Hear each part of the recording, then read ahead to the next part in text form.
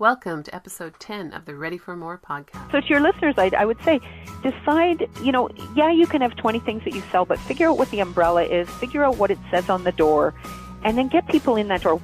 Welcome to the Ready for More podcast, where we share success strategies and stories for women business owners, entrepreneurs who are ready for more for yourself and for your business. I'm your host, Heather Cameron, and I'm here to help you to discover your unique path to profitability and success so you can achieve your more on your own terms. Are you ready for more? You can find today's show notes and links at www.igniteyourmarket.com/readyformore.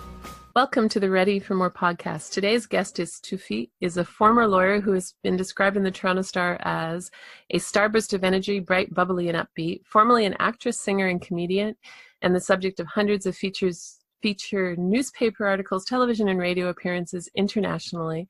She has appeared doing stand-up comedy in nightclubs and on national TV, and has appeared on television and film commercials internationally. Tsufit is an author of award-winning book, Step into the Spotlight, A Guide to Getting Noticed, and she coaches her clients to get seen, get heard, and get noticed. So welcome, and thank you for joining me on my podcast. Oh, my pleasure. And I hope I got your name pronounced correctly. Okay, so about the name, that's usually the first question that people ask me on these shows is, how do you pronounce your name? So I'll just tell you a funny story, and then I'll tell you how you pronounce my name. But actually, my name is Tsufit. And so I was about to do a radio show, and the host said, as every host always does, how do you pronounce your name? And she was calling me Tsufit. And I said, no. Tsufit, feet, like feet, right? So she says, okay, got it. And we get to the show, and it's live, and it's on terrestrial radio, and she says, hello, everybody, and welcome. And today we have award-winning author Tsufit. So she remembered the feet part, but not the right thing. Yeah. So Tsufit is the name. Excellent. Well, thanks again for joining us. And as I mentioned, our audience is women entrepreneurs who are in business, trying to grow their business. And I'd love to know, and I would love for you to share with us your experience, because I know you have a very interesting evolution to where you are now. Sure.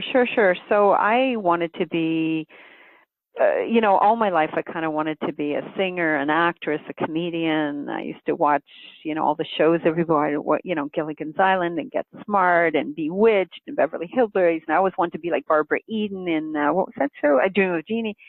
And, so I always kind of wanted, was attracted to that stuff. And, but, my parents were practical, and they wanted me to do something practical, like be, a doctor, a lawyer, or maybe marry one or whatever. So anyway, I became a lawyer.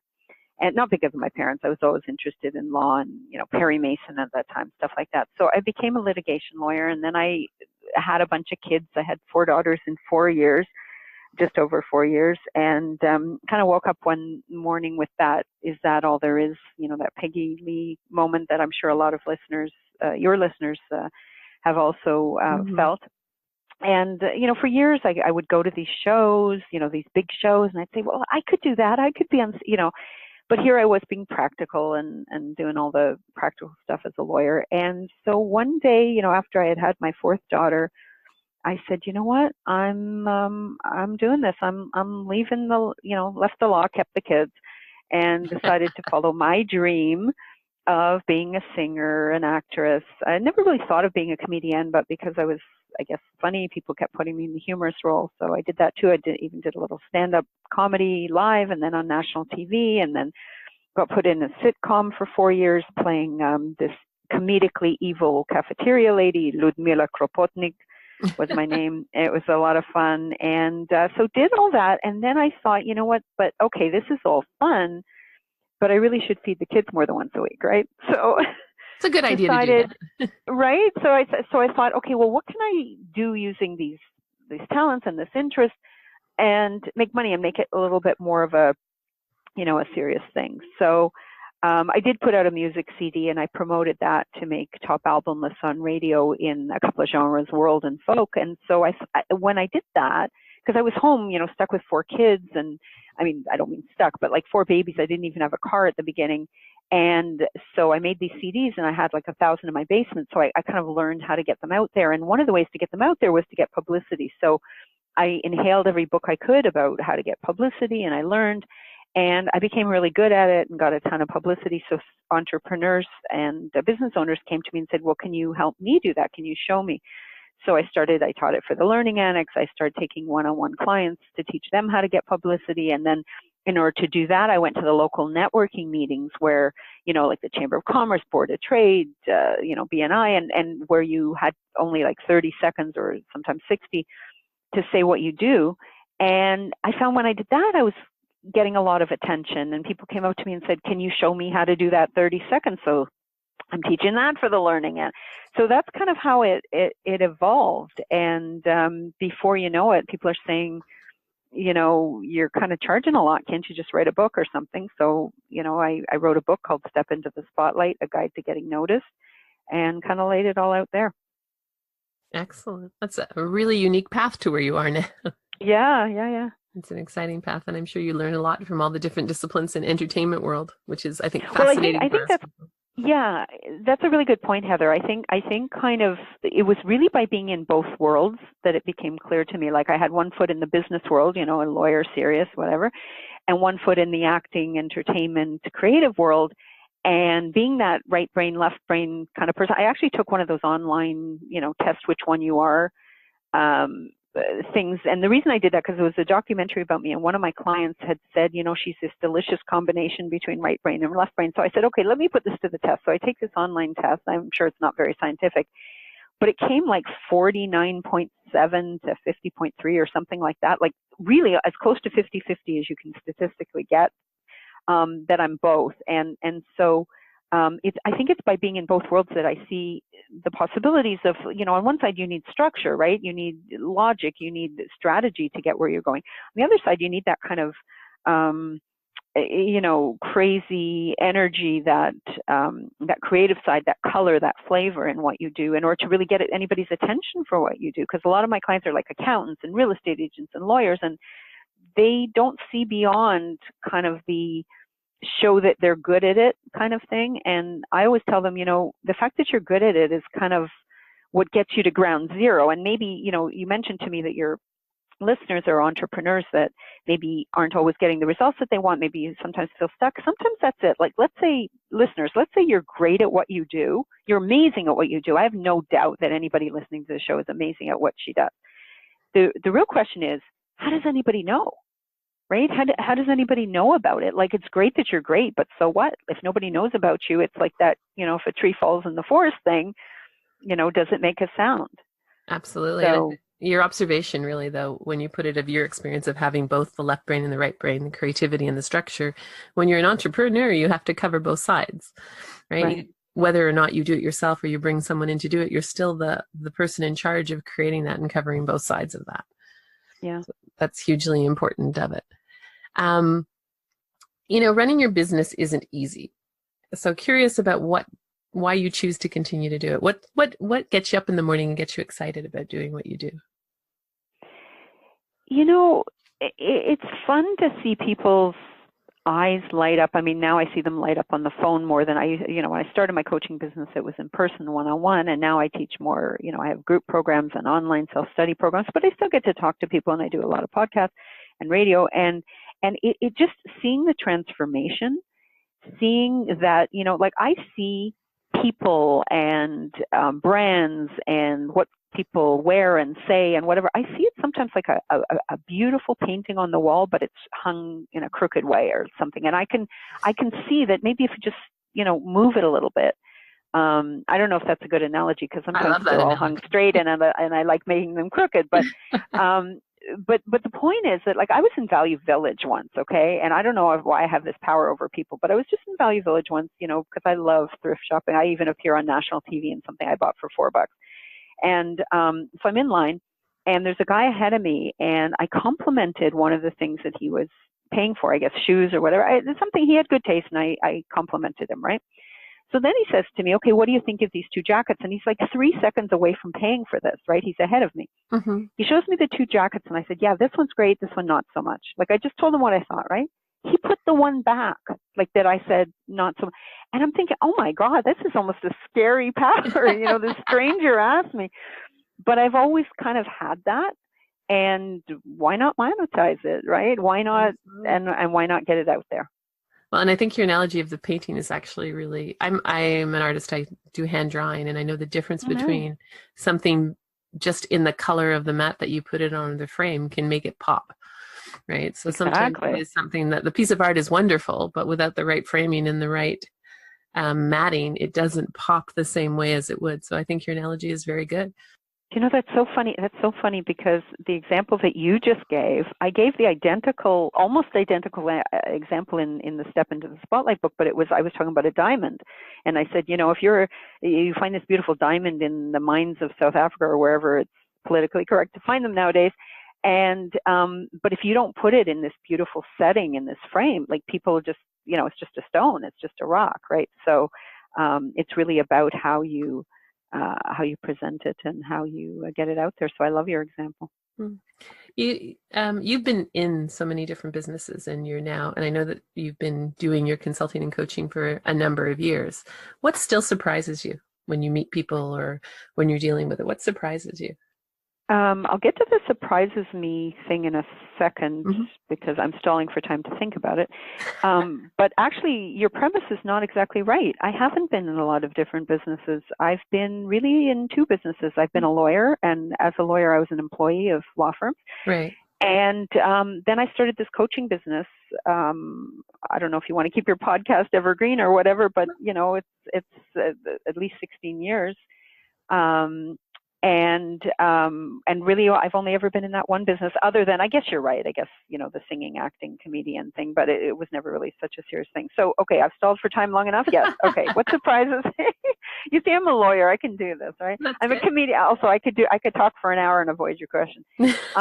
What still surprises me? Okay, I guess one of the things that still surprises me, and it's funny because this was brought up on another podcast that I did recently. Somebody had said that I had said that to her years ago. What surprises me is that people who are amazing don't always know it. Uh, That they're, you know, they have so much color and flavor, and they think they're boring. I mean, now the opposite is also true. You know, you see there are a lot of people, and I won't say that anybody's ever boring, mhm. but they very much sometimes present as boring because they think they're supposed to be professional. They think they're supposed to appear a certain way. So that's one thing. But what really surprises me more are people who I see some flavor and color in, or humor, and it's just below the surface, but they're not really using it. Mhm. And I guess that, you know, going back to your what gets me up in the morning and, you know, gets me doing this, that's also part of it, is to try to release that, to try to, you know, like an archaeologist, dig for that, just, you know, take away what's ever in the way of that. But it still surprises me how many people think that they're boring, think that there's nothing unique about them. There always is something. I mean, I had a client who came to me with kind of a boring speech, and she knew it was boring, but so she wanted me to help her add some humor and bring it to life so she would get clients. And she had a speaking business, and it was in front of a group of professional speakers. She was speaking, but she wasn't a professional speaker. She just had this agency. And when I interviewed her, I realized she grew up on a tomato farm. And she used to help her dad take tomatoes to market. Now, tomatoes are red and colorful and whatever. So we made up this whole analogy how speakers were like tomatoes, and some are still green and seedlings and not ready for market, and some are ripe and plump and juicy and so ready for market, and others are just plain rotten, right? So she used that analogy when she spoke, and she got, you know, a ton of people lined up to speak to her afterwards. But she had never dug to find the color that was already sitting there. I love the way that you say that, because I hear often people talk about telling their stories, and I like you use the word color, and I think that's a brilliant way of looking at it individually. What pops for each of us is not necessarily just the story; it's how we express it and how we tell it and how involved we are in it. And the other part of that is that you should know, listeners, that there is a story there. Like, so many people come to me and say, "Yeah, Tsufit, I've heard of your reputation, and I've heard you can find, you know, the color in anybody or the whatever, but sorry, with me, you're not going to find." And, you know, everyone's got it. I mean, if we have time, I can give you another quick example of Sure. that. Another client. So I had another client who I would meet her at networking meetings occasionally, and she had a graphic design business. I don't know. They did brochures and websites and books and, you know, different cards, whatever, different things, right? And one of the very long list of things that she said she did was books. right? And I said to her, listen, everything else you've described, everybody and his brother does it. Books, not everybody does it. No, nowadays more people do, but at that time, not everybody did that, right? So I said, why don't we just focus on that one thing and say that you make books, number one. So she actually changed her business name to wemakebooks.ca, which was great. And she had this gold colored plate put on her bricks and mortar business that says We Make Books. But secondly, we wrote her this 30-second infomercial that we found her story, right? So I asked, where were you born? Where were you brought up? Where? She was born in the Swiss Alps, and she lived on top of a mountain in a 600-year-old farmhouse. This is something she had never told anybody, but when I dug, I found it. And she used to have to go down the valley to the library that was at the bottom and take out her favorite book. And I said to her, wouldn't it be cool if we said your favorite book was Heidi, right? And the reason I said that was because her name, my client, was Heidi. And she said, Tsufit, it really was. So that was a score, right? So anyway, so she went to networking meetings and she started telling in 30 seconds her story of, she grew up on the Swiss Alps and she loved reading, but she didn't own any books. She had to go to the library and And now in this twist of fate, she helps people make books. And again, she told me, line up with people waiting to speak to her. Whereas before she's saying, yeah, we make websites, we make brochures. Now she can still do all that other stuff once they're in the door. Mm-hmm. Whatever you're competent and credible to deliver, you can deliver. But you have to have a label on that doorway. And that's something else that I tell, the entrepreneurs in your audience, take a piece of paper and draw all the doorways. So like, for example, you said about me, Heather, that I have all these, that I do all these different businesses. And I guess if I want to break it down that way, you're right. I teach people to get publicity. I teach people about speaking. I teach people about comedy. I teach people to write the 30-second networking infomercial. I coach them about branding, or, I could make, and I'm a singer, an actress, and comedian, all these things. So I could make 15 or 20 of those, right? But if I want people to walk in my door, I can't have 20 doors.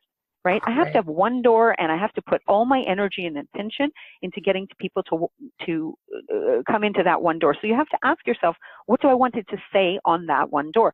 So for me, finally, after years of figuring this out, and it's the subtitle of my book is A Guide to Getting Noticed. So my door is about getting noticed, right? Mm-hmm. Now, once you come in my door, we might choose to do it through publicity, through speaking, through humor, through writing a book. I have a 10-week course on how you write a book, but I didn't start there, and I would never do that as a solo thing because everybody and his dog is teaching courses on how to write a book now. So again, it wouldn't make me stand out, right? Right.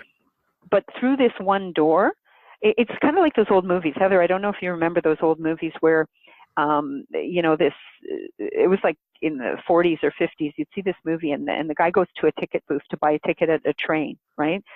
And he goes to that ticket booth and the guy behind the booth says, you can't buy the ticket here. This is the information booth, right? The ticket Mm-hmm. booth is 3 doors down. So the guy walks 3 doors down to the ticket booth to buy the ticket. And who's there? The same guy. Same guy. Okay. So that's kind of how we are in our businesses, right? It's the same guy, but there's different doors. Right. I So love that. so to your listeners, I would say, decide, you can have 20 things that you sell, but figure out what the umbrella is, figure out what it says on the door, and then get people in that door. Once they're in, if you feel competent, if they're willing to pay you money, I turn people away or I refer them to other people if I don't feel like I'm the best for that one thing. Like if somebody comes to me for, SEO or something, I know a little bit about it, but I'm far from qualified. I'm not the best person for that. I would refer them, right? Or sales closing techniques. I'm really good at it, but I would never say that that's my thing, and I would probably refer them out. But I know what I'm good at, and I know what it should say on my door. So what I'm asking your listeners is, think about it. What should it say on your door? What should your sign say? Absolutely love that. You had me thinking doing it too. Got to write my own door picture. You do. And you know who makes this mistake, Heather? Every entrepreneur makes this mistake, but the worst offenders, if you want to know, are coaches, mm-hmm. right? Business coaches, life coaches. I'd say the life coaches are even worse than the business coaches, because sometimes the business coaches will have some kind of, like for me, it's kind of marketing, speaking, publicity, getting noticed, right? Somebody else, whatever. But the life coaches, please, if you are standing there and saying, I will help you break through the barriers. I will help you get to the next level. I will help you with this difficult transition. I will help you be all you could be. Forget about it. You might as well just eat your Twinkie, stay on the couch, and, stay home. It's not going to help you. Who's also not great at this? Is financial advisors, lawyers, accountants. They're all saying the same stuff. Mm-hmm. And they're all offering the same stuff. I do similar work on people's 30-second speech of getting away from Wonderful. themselves and talking Yeah. about the outcomes they give. But one thing I find in that space, and I'd love your opinion on this, is I find women, and that's the audience here, they want to explain in their story. So one woman standing up and she was selling boudoir pictures and doing that thing and creating this boudoir experience, but she had to explain all of why she was no longer doing wedding pictures and children pictures. Instead of selling what she was doing now, she needed to explain her transition. And this is in like a 30-second speech. So I don't think anybody would have remembered what she was actually doing because she was spending so much energy justifying what she was doing. And I'd love your opinion on that. What you just asked me and your preamble to that brought up enough points that I could speak about that for an hour and a half, but we don't have an hour and a half because you actually brought up, I don't know if you realize how many points you brought up, but you brought up a whole bunch of different issues. The last issue I'll just try to knock off quickly because it's so important, but not your main question. When you said about justifying, right? Mm-hmm. If you get up there and you justify, if you explain, if you defend, people defend their prices, they defend or they say they're the most affordable. That's the worst thing you can ever say. And there's no need to be affordable. I mean, if people want you, they'll pay what you charge. But that's a whole other thing. Women, entrepreneurs in general, we tend to over justify, over explain, over defend. That's a business killer right there. So let's just throw that aside since we don't have an hour and a half. Your too much info thing, you have nailed it. That is one of the most common problems with it. First of all, the 30 seconds usually isn't 30 seconds. I mean, I can get away with 40, 45, 46 because I'm entertaining them, but usually people ramble for 2-3 minutes. Yes. Forget about it. You're not attracting anybody. Way too much info. And I'll just tell you a brief story on that. I had a client who actually wasn't even a client. I think I just met her networking and I just gave her some advice. She was too much info, like you just said, explaining and the whole story and too much of the detail, the benefits and the whole thing. And I said to her, you know what, let's forget all that and let's just focus on making it a little bit more interesting and showing some of your personality. And she did that. She went to a chamber event. I wasn't there, but she told me later that there were two accountants. She was an accountant, two accountants there. And one of them stood up and said he did QuickBooks. And she didn't do that. She just told her story and kind of was compelling in terms of showing her personality. At the end of it, a potential client, a woman, came up to her and said, "Do you do QuickBooks?" And she did. So she ended up getting the client. So the question is, why did she get the client when the other guy is the only guy who stood up and said he did QuickBooks? Mm-hmm. Right? So the answer is obvious because she showed some personality and he didn't, right? Right. And the moral of that story is if an accountant can do it, anybody can do it. So we don't need so much info. But, back to your premise of your question about, why do we explain so much? Sometimes we explain so much because we don't feel that confident about what we're selling. And like you said, we feel we have to justify. If you don't feel that confident, just try to fake it. I mean, we're supposed to be authentic whenever we appear in public. But authentic, yes, but showing, and certain vulnerabilities, it's okay to show. But if you show certain kinds of vulnerabilities, it actually makes your prospects and your potential audience less confident about paying you money and coming to have you serve them because they're not sure that you can support them if you can't even really support yourself, right? You're giving out this neediness that just absolutely doesn't work. Now, you suggested that, you can't focus too much on the story or the beginning part, what you used to do in the transition, and you said, we should focus on what we do now. Yes and no. It depends. If your transition is something really remarkable, like I was a lawyer and I left law for the limelight, that actually draws people in. Like if I spent 25 out of my 30 seconds talking about my background of, I was a lawyer and I was carrying a briefcase heavier than me and I was walking in the underground path in downtown Toronto where I didn't see sunlight for weeks on end because I went straight from the subway to the thing to home to the thing. And then all of a sudden I left and now I'm in the sunlight and I have my own business or whatever. If I was selling like be in your own business, then that would be a compelling transition story. And then I really only need the 5 seconds to attract them to come talk to me. Like I don't really need to tell them exactly what I do. There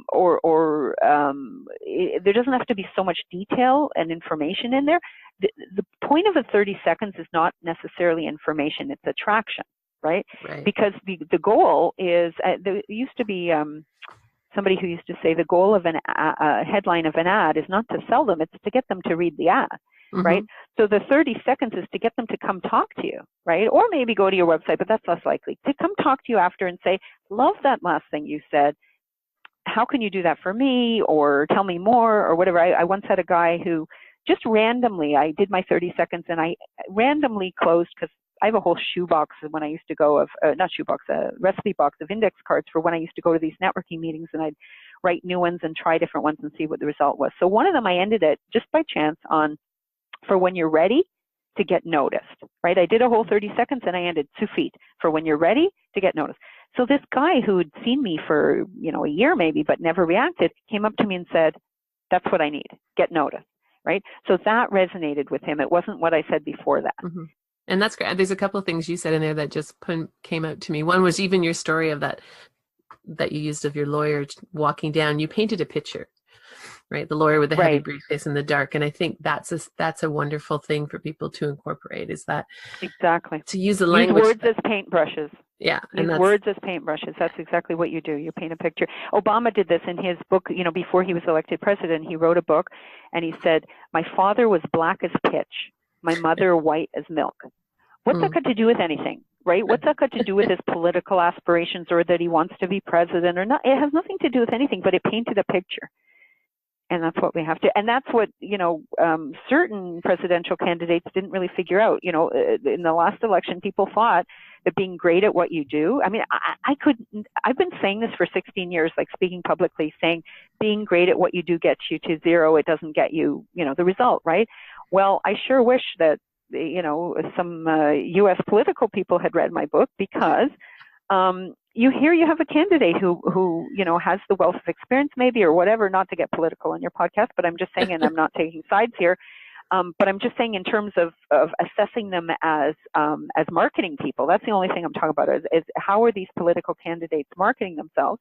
You have one who's marketing herself as somebody who really knows what she's doing, lots of experience, lots of nuance, lots of understanding. And you have another guy who's really good with the one-liners, who's really good with sounding authentic, even if, the mind gets changed every 2 minutes, and also sounding confident, right?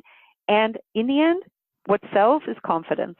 Absolutely. Confidence sells, certainty sells, painting pictures sells. What doesn't sell is being good at what you do. It just isn't. And people think it, but they're wrong. No, and connecting. I'm not saying you shouldn't. Sorry, I'm interrupting. I'll just say this last thing. I'm not saying you shouldn't be. I just don't want to be misunderstood here. I don't want any of your listeners to think that Tsufit's saying you don't have to be great at what you do. You do have to be great at what you do, but that's not what gets you clients. No, that's what keeps your clients. Yes, and I think most people who go in business have competency in their passion. Not everyone, but most of them do. So yeah, it's with your clients and doing that. The second thing you said too about doing that introduction is that you're not trying to sell something at that moment. You're trying to get them to come and be interested and talk and create that conversation and that connection. And I think that's an important point, because so many people think they have to do the sales pitch when they get up, and it's no, that doesn't work. You have to connect with people, and you want them to come and connect with you after that point. Right. And, it depends what you're selling to. Okay. Like I have sold tons of books in my 30s. So I'll have people, for example, and, if I do a little pitch about the book, and I might end it on, I have this thing that, again, I just randomly said it once and I got a good reaction, so I keep saying it. So when I end with my book, I do some little pitch about the book, and then at the end, I don't say, come see me after. I don't say where they can buy it. I don't say any of that. I usually say something like, I have a couple in my bag, $20 if I like you, $30 if I don't, right? So it's a little joke. They laugh, but they come up to me often with their wallet open, and their question is, do you like me, right? And once I know somebody comes up to me and says, do you like me, like they're holding either a 20 or a 30 in their hand. Sometimes they come holding 30, sometimes they come holding 20. Price of the book is only in Canada $21.95 plus HST, $23.05. In the US, it's $19.95 or something. But the point that they come like that. So I do sometimes sell books that way, and in elevators, they talk about an elevator pitch. I can't tell you how many, probably hundreds or at least dozens of books I've sold in elevators, right? But a book is a $20 item, right? So that's not impossible. But if somebody's selling coaching or financial planning or houses or whatever, that's a bit of a bigger sell. And so the goal is really either to get them to come talk to you or investigate you more, or for me, them buying the book is kind of the first step in the sales process, because after they read the book, or sometimes don't even read it, sometimes just look at it sitting on their desk, then they'll come to me for, coaching or one of my 10-week programs. Right. And that's a good example. I mean, not everybody has a book, but just having something of a low entrance value that can get people connected. Could be an audio. Yeah. Yeah, and doing that is really important. Your story about the politician stuff is really interesting. We're all in municipal elections here in Canada at the moment. And one of the counselors in this area doesn't have, most counselors put up the flashy signs with their picture. This guy has a small sign, but he wrote by hand comments that mean something to people. And it's amazing how much conversation he's created by having a connection sign and being different than everyone else. So he's not following their path. He's doing something quite unique. And there's signs like, thank you, bus drivers. And there's signs like, we need a crosswalk here, or I know that you need this. So he's connecting with everybody and doing something different and standing out. That's brilliant. Actually, one of my mentors, Matt Basak, and a bunch of other ones, years ago, they would send me these, examples of marketing that worked for them. And one of them was like a 14-page sales letter on yellow lined paper that was handwritten. And actually, I bought a program from one of these very successful U.S. marketers, and I noticed that with the program was a 1-page handwritten note that says, check this part out first, or something like that, or I forget what it was, right? As soon as I got that, I learned from him. And when I made my 10-week program into a physical package, I mean, now most people take it online as a self-study program, but at the time when I was thinking of making it a physical package, I actually copied him and I did the same handwritten note.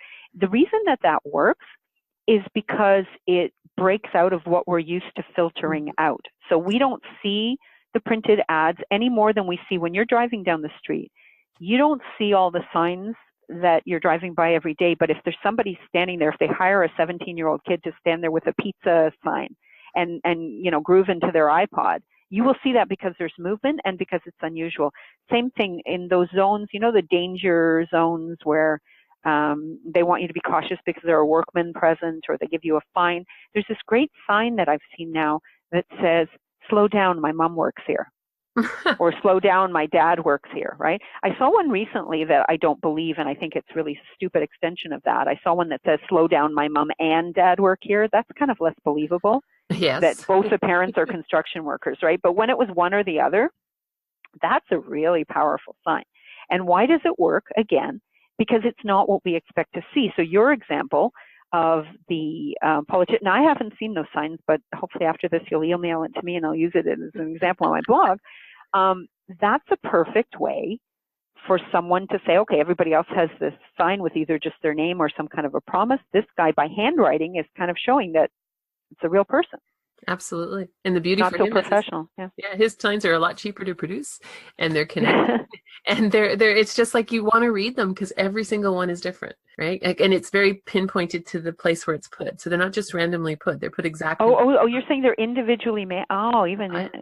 Yeah. Because I was thinking that you could, all you have to do really is one or two and mass produce them. Even if they're handwriting, those would do a lot better. But if you're saying they're individual to a neighborhood, that's like, wow. Yeah, they're individual to each little compartment. Like one place needs a crosswalk, so it's put a crosswalk, and then you go by, there's a big park and it says, yes, we need a dog park here because there isn't one now. Wow. And it's just very pinpointed to exactly. He doesn't have he may have 20 or 30 of them, but it's still That's 20 brilliant. or 30 that are a brilliant marketing campaign. And sometimes I think people try to polish their elevator speech or their introduction to be like everybody else. You're so right. And that's the thing about not, when I get up, I'm not, I usually give a tip when I get up.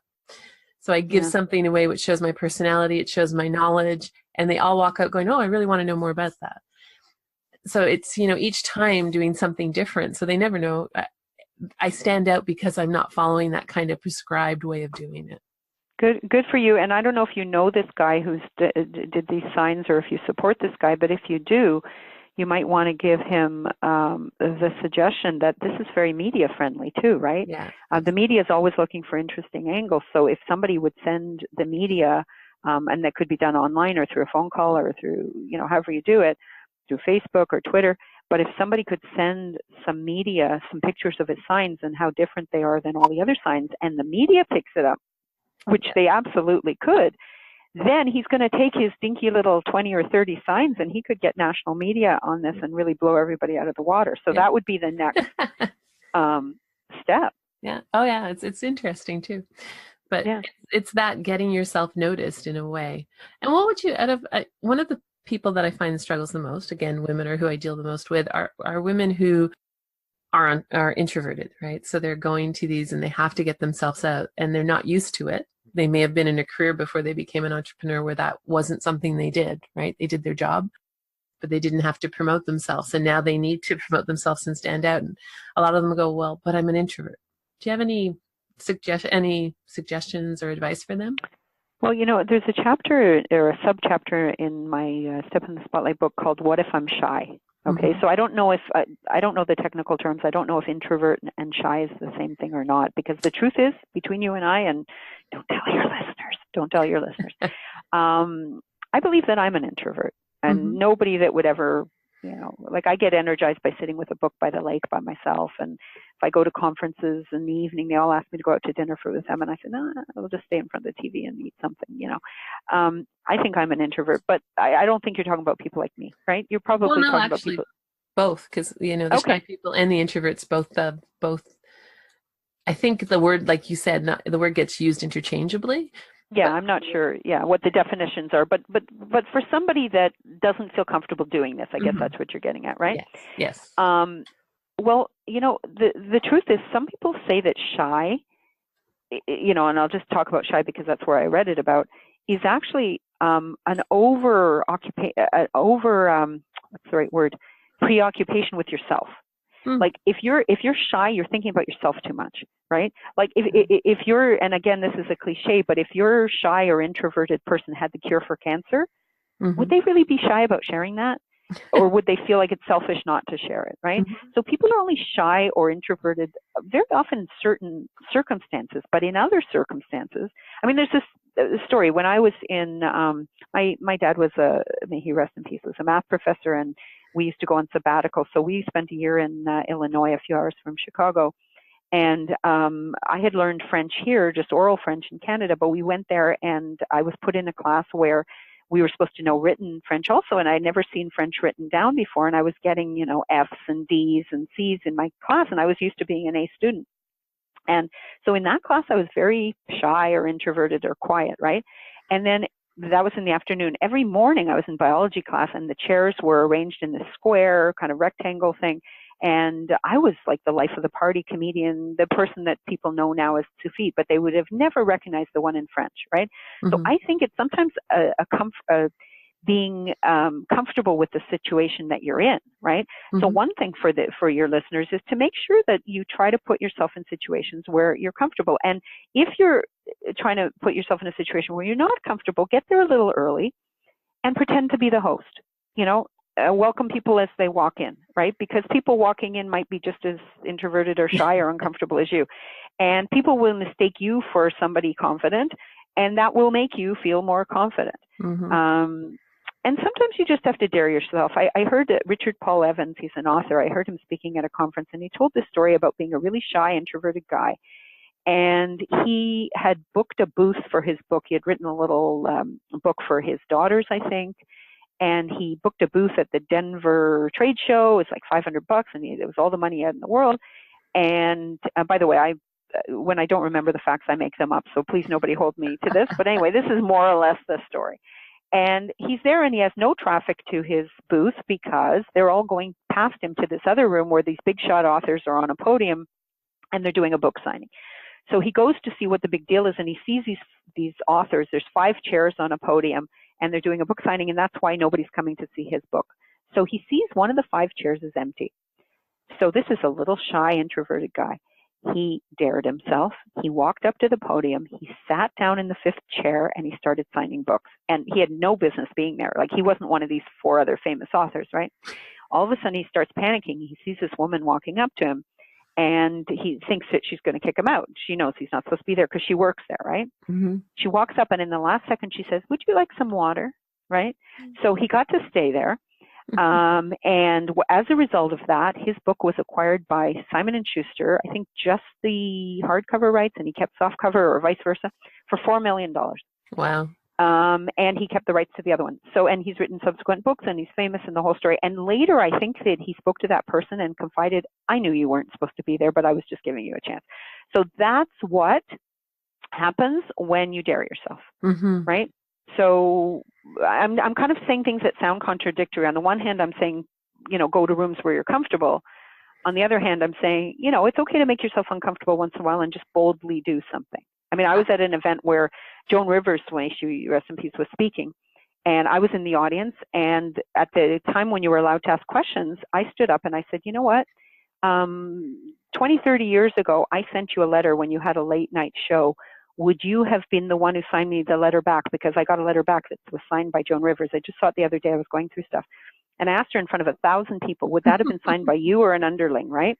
And she said, no, I signed all my own stuff back then. So that means I have an authentic Joan Rivers letter addressed to me and asking about my boyfriend, whatever.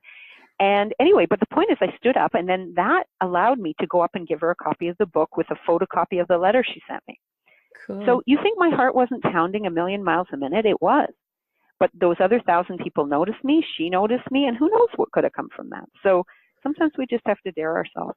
Well, and what I find with people, if they've dared themselves to be an entrepreneur, to take that chance and go out on their own and be some woman working for themselves, then they have to continue to dare themselves along the way. They have to continue that dare and go out and as someone once said to me, people are not going to come and knock on your door. You have to go out and find them for the most part, unless you happen to have the office in the most strategic place on the path. You have to go or unless you, I mean, like, I don't believe in I believe in attracting, not chasing. So I believe you can create a circumstance where they come to you and knock on your door, your virtual door, rather than you going out. But what you have to do is be visible for them to do it, right? Like you have to be that lighthouse, or whatever the cliche is about that. They have to be able to see you. So how do they see you? Either you or, you get yourself publicity somehow, you appear on podcasts, you get the newspapers to write about you, you go to networking meetings and do your 30 seconds. I mean, you have to do something. You can't just stay home. Right. And I love your analogy, because we were talking about the 30-second, or your statement, because we were talking about the 30-second, but it's not just, visibility is not just being at a networking event or announcing yourself. It's about getting out there and doing the things that's comfortable for you. I mean, personally, one of the reasons I started a podcast is because this environment is really comfortable for me. And it's something I can see myself committed to and doing. And I haven't even launched this yet. It's going to be launched in the next week or so. I have met some amazing people doing this, even at this. And the other good, sorry to interrupt you, but the other good thing about what you're doing, Heather, about having your podcast, it flips the positioning from a position where you have to go chase. Like maybe you have to go try to be on other people's podcasts, or you have to say, come be my client, come let me in, let me to your, and you're creating your own platform. You're creating your own media company, really.